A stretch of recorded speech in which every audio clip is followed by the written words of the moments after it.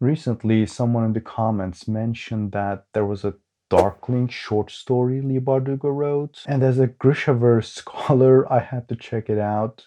I don't know if this story was included at the back of any books or something. If you know, let us know which edition. I own the box set of Shadow and Bone, but I don't have it at this location, so I can't check it. I wouldn't be surprised if I missed it because I never pay attention to what's at the back of the books. I didn't realize there was a map in the box until I got to the last book, so I'm not the most reliable source on that. But for this one, I just got the ebook and read it, so this video is going to be full spoilers for the Demon in the Wood short story. We'll talk about the Darkling's childhood by sort of going over a summary of the story. I'll also talk about another short story from the Language of Thorns a bit, so we can know a little about the Darkling's family too. I also want to caution spoilers for the Shadow and Bone trilogy because the Darkling is a key character there. So in The Demon in the Wood, the Darkling is around 13 years old. He's traveling with his mother Bagra. He can speak Kurch and Shu fluently. At this time in history, the Grisha is not welcome anywhere, particularly the Darkling, who goes by the name Eric in the book, and his mother Bagra are outsiders because of their unique abilities. As you know, the Darkling and Bagra are shadow summoners.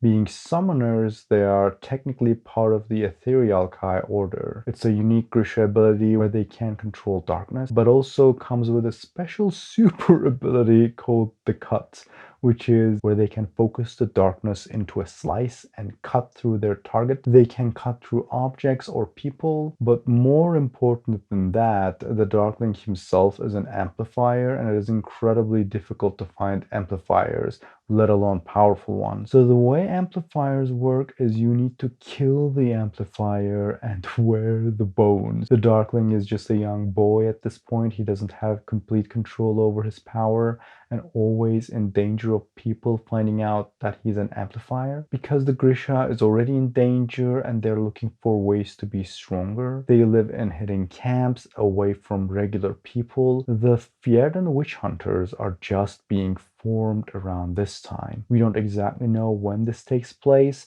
but the Fold is at least 400 years old. Since the Darkling created the Fold, this is more than 400 years ago. In this story, it is winter and they get to a camp where they can stay over the winter, and the Darkling is very excited. This is a boy who has been lonely. He doesn't have friends because they never stay anywhere long, but also they can't trust anyone. So one day the Darkling meets a girl, Anika, and her sister Sylvie. They bond a bit. Sylvie is fascinated by his darkness powers.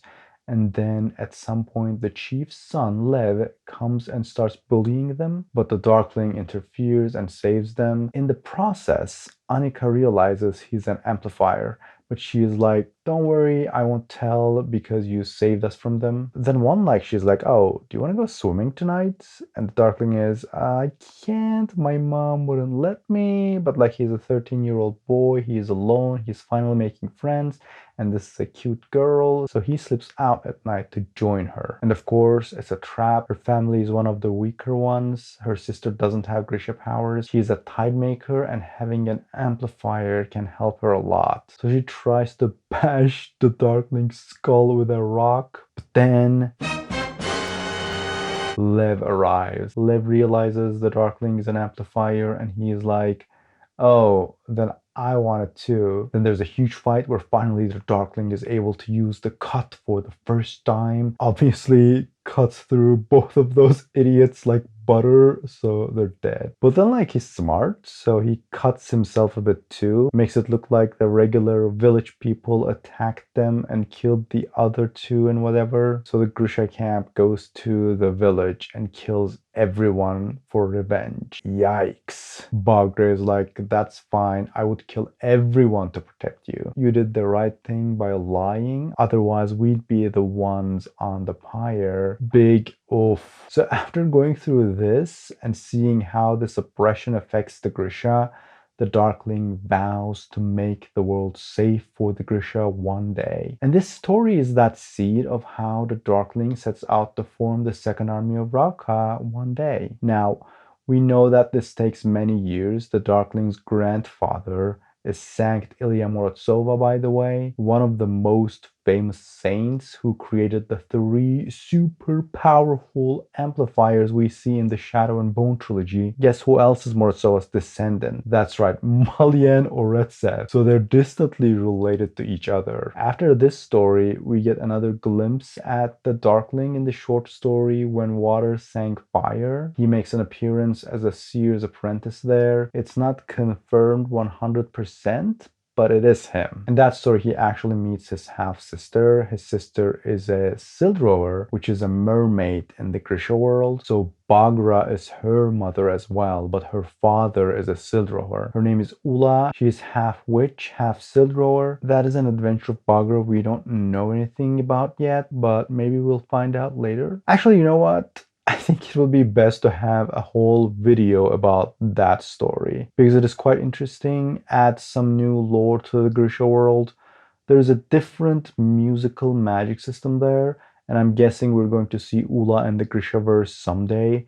I actually would have loved to see her as the next villain, but the King of Scars messed it up big time. If you want to see my rant about that, check out my King of Scars video. So this was it for the Darkling's childhood and sort of a summary of the Demon in the Wood for you.